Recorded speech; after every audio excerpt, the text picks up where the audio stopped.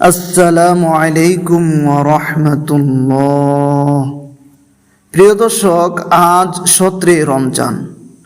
রমজানের 17 তারিখ ইসলামের ইতিহাসে এক অবিস্মরণীয় দিন। এই দিনে সংগঠিত হয়েছিল মহান ব্যাটেল অফ বদর। হিজরতের দ্বিতীয় বছর 17 রমজান। একদিকে মক্কার শক্তিশালী কুরাইশ বাহিনী প্রায় 1000 সৈন্য, অন্যদিকে মুসলমান মাত্র 313 জন।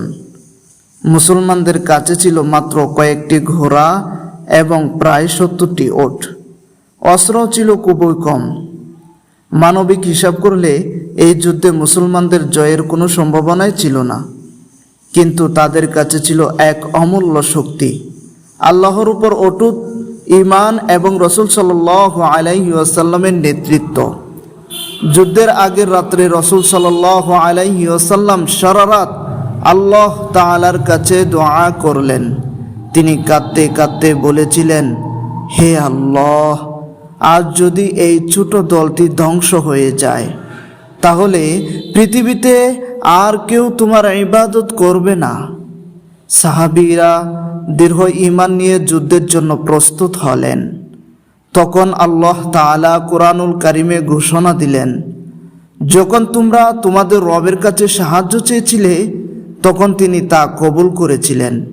সূরা আনফাল আয়াত নাম্বার 9। যুদ্ধ শুরু হলো। অল্প সংখ্যক মুসলমান ঈমানের শক্তিতে বিশাল কুরাইশ বাহিনীর বিরুদ্ধে লড়লেন। অবশেষে আল্লাহর সাহায্যে মুসলমানরা বিজয়ী লাভ করলেন। কুরাইশদের 70 জন নিহত হলো এবং 70 জন বন্দী হলো। এই যুদ্ধের মধ্যে ইসলাম প্রথম বড় বিজয় অর্জন করল। এটি প্রমাণ করে দিল, সংখ্যা নয়, শক্তি নয়, আল্লাহর সাহায্যই সবচেয়ে বড় শক্তি।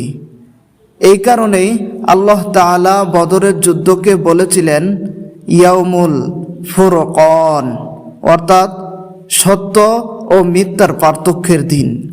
সূরা আনফাল আয়াত নাম্বার 41। বদরের এই ঘটনা আজও মুসলিম উম্মাহকে শিক্ষা দেয়, যদি ঈমান শক্ত থাকে, যদি আল্লাহর উপর ভরসা থাকে, তাহলে ছোট একটি দলও পৃথিবীর সবচেয়ে বড় শক্তির সামনে বিজয়ী হতে পারে।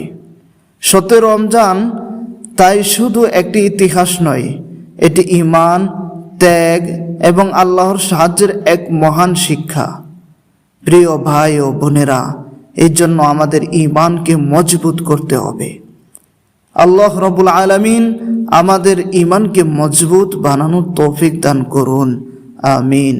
ভিডিওটি ভালো লাগলে অবশ্যই শেয়ার করতে ভুলবেন না।